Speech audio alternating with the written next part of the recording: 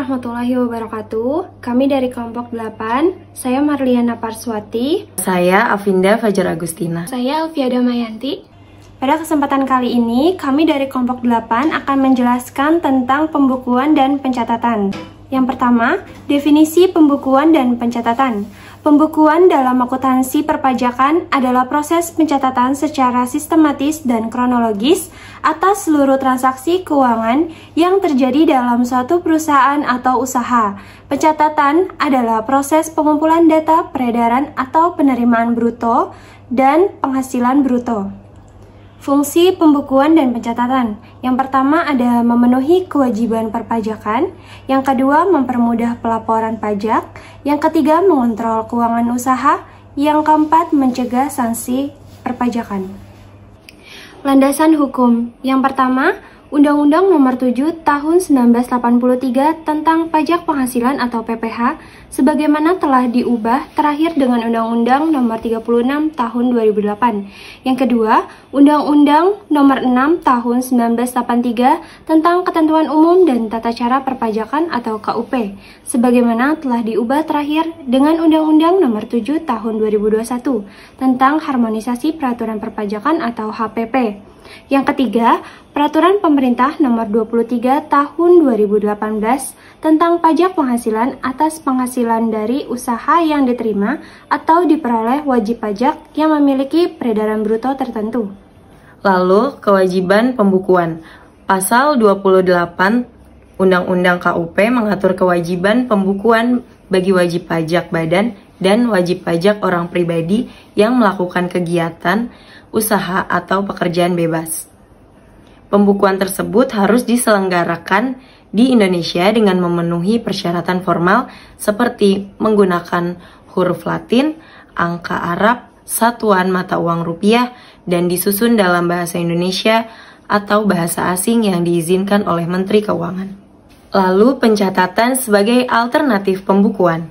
Wajib pajak orang pribadi yang melakukan kegiatan usaha atau pekerjaan bebas dengan peredaran bruto tertentu dapat memilih untuk menyelenggarakan pencatatan sebagai alternatif pembukuan.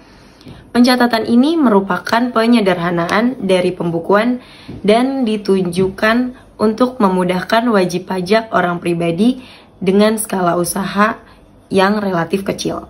Lalu ada norma penghitungan penghasilan neto atau NPPN.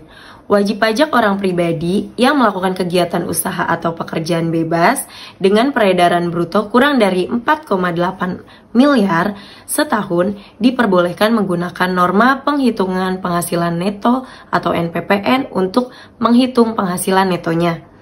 NPPN adalah suatu norma atau standar yang ditetapkan oleh pemerintah untuk menghitung penghasilan neto wajib pajak orang pribadi berdasarkan presentase tertentu dari peredaran bruto. Selanjutnya ada ilustrasi. Yang pertama, PTA omsetnya melebihi 4,8 miliar rupiah. PTA adalah perusahaan manufaktur yang bergerak di bidang produksi makanan ringan. Pada tahun 2023, PTA memiliki omset penjualan sebesar 5,5 miliar. Karena omset PTA melebihi batas peredaran bruto yang ditentukan dalam Peraturan Pemerintah Nomor 23 Tahun 2018, yaitu 4,8 M, maka PTA wajib menyelenggarakan pembukuan. PTA harus menyusun laporan keuangan berdasarkan standar akuntansi keuangan atau SAK yang berlaku di Indonesia. Laporan keuangan tersebut akan menjadi dasar bagi PTA dalam menghitung pajak penghasilan atau PPh badan terutang. Yang kedua, toko B milik Tuan C yang omsetnya kurang dari 4,8 M. Tuan C adalah pemilik toko B yang menjual sembako. Pada tahun 2023, omset penjualan toko B adalah 2 miliar. Karena omsetnya masih di bawah batas yang ditentukan dalam PP 23 tahun 2018, Tuan C dapat memilih untuk menyelenggarakan pencatatan sebagai alternatif pembukuan. Tuan C dapat mencatat semua transaksi keuangan secara sederhana, mencatat semua pendapatan dan pengeluaran toko B. Yang ketiga ada Saudara B yang berprofesi sebagai penulis lepas. Saudara D adalah seorang penulis lepas yang menerima penghasilan dari beberapa penerbit.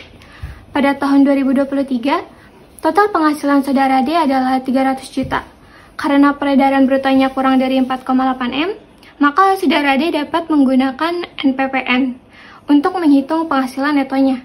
Misalnya, jika MPPN untuk jenis pekerjaan penulis adalah 50%, maka penghasilan neto saudara D adalah 150 juta, yang merupakan hasil dari 50% dikali 300 juta. Penghasilan neto ini yang akan dikenakan pajak penghasilan sesuai dengan tarif yang berlaku. Lalu ada pembahasan. Dari ketiga ilustrasi di atas, dapat dilihat bahwa kewajiban pembukuan dan pencatatan disesuaikan dengan jenis wajib pajak dan peredaran brutonya. Wajib pajak badan seperti PTA yang memiliki omset di atas 4,8 M diwajibkan untuk menyelenggarakan pembukuan yang lengkap. Wajib pajak orang pribadi seperti Tuan C yang memiliki omset di bawah 4,8 M dapat memilih untuk menyelenggarakan pencatatan atau pembukuan. Sedangkan wajib pajak orang pribadi yang memperoleh penghasilan yang tidak terikat oleh suatu hubungan kerja seperti saudara D dapat menggunakan MPPN untuk menghitung penghasilan netonya. Pembukuan dan pencatatan yang benar serta sesuai dengan ketentuan perpajakan sangatlah penting bagi setiap wajib pajak. Hal ini tidak hanya untuk memenuhi kewajiban perpajakan, tetapi juga untuk mempermudah pengelolaan keuangan dan mencegah terjadinya sanksi perpajakan.